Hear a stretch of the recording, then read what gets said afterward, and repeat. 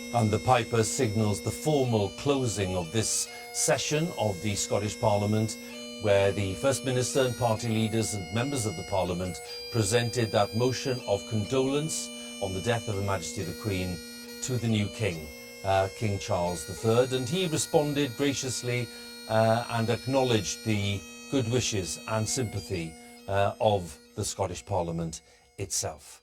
A parliamentary chamber, of course, which is normally characterised by friction and argument and lively debate. But today, a unanimous view, which was that the Scottish people wanted to convey their sympathy and their respect to King Charles III and to note the remarkable life of service of the late Queen, Her Majesty Queen Elizabeth II. Our coverage will continue later this evening. That's all from us for now, because Sophie will be back at around 7:45 when the King, along with the Duke of York, the Earl of Wessex and the Princess Royal, will be mounting a vigil, the King's Vigil, at St Giles Cathedral in Edinburgh, where they'll be observing a silence and standing at the coffin, leading, if you like, the vigil that will continue for the next 24 hours. Thank you for being with us. My thanks to all my guests today as well. And we will leave you now with some memorable images from today's very powerful events. Goodbye.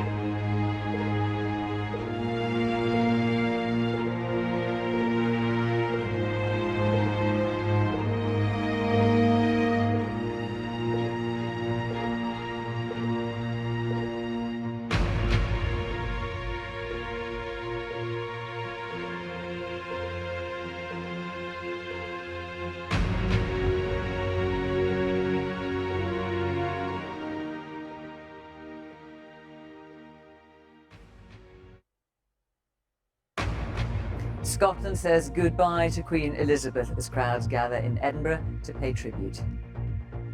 King Charles leads his brothers and sister behind their mother's coffin in solemn procession down the Royal Mile. A service of thanksgiving is held at St Giles Cathedral in Edinburgh, where the former monarch's coffin will lie for the next 24 hours.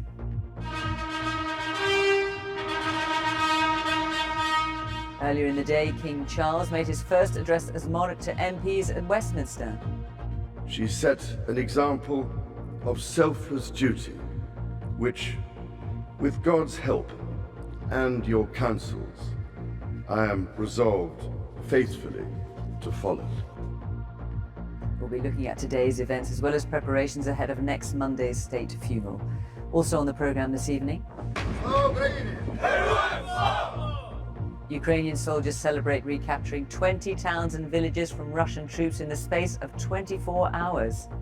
England win a poignant and significant test match in so many ways. And England complete their remarkable summer, clinching the series with a 9-wicket victory over South Africa. And stay with us here on BBC News, where we will bring you continuing coverage of events plus analysis from our team of correspondents in the UK and around the world.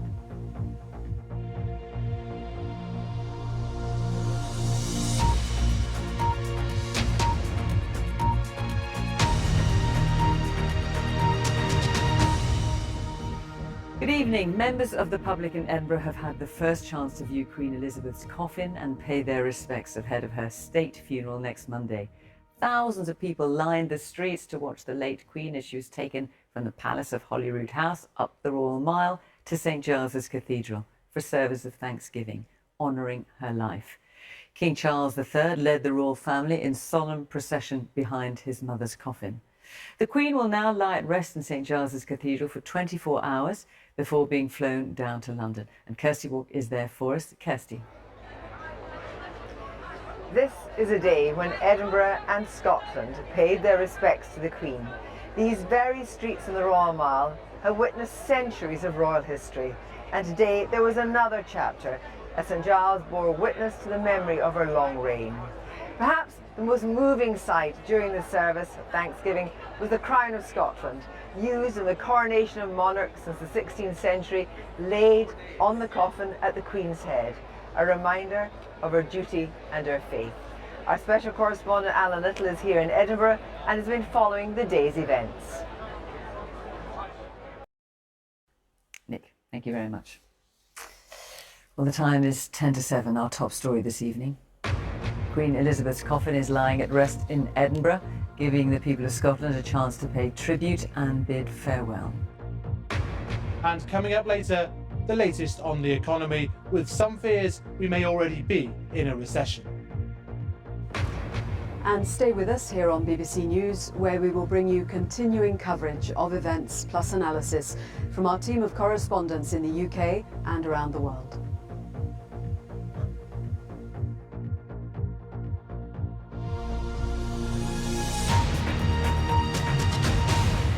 Ukraine says it's retaken as many as 20 towns and villages in the east of the country in the space of the last 24 hours, with Russian troops in retreat.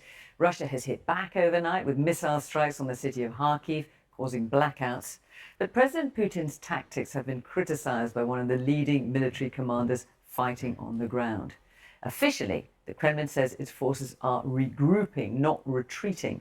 Now, this was a situation just a week ago with Russia still in control of much of the east of the country, but the latest mapping in the last 24 hours shows significant gains to the east and as far south as Izium. That's the Ukrainian forces there in purple.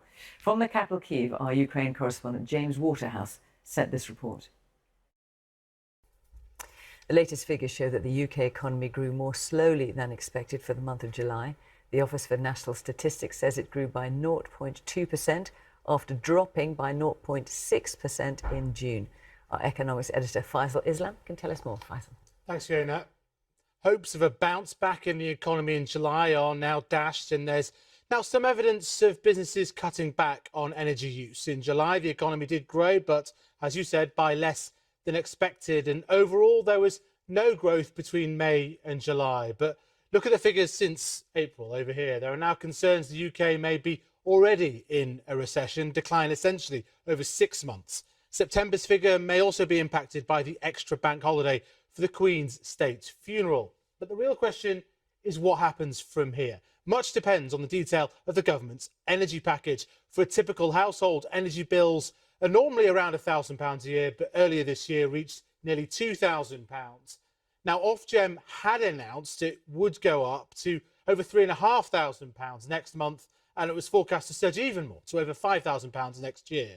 Now that will change to the equivalent of £2,500 a year until 2024 after the energy price guarantee. So materially smaller, half of some of the forecasts for next year, but it is still a rise on current levels that have already caused pain to many millions of households. Now the government won't put a cost on it, but the industry says £100 billion plus, with more required to help businesses.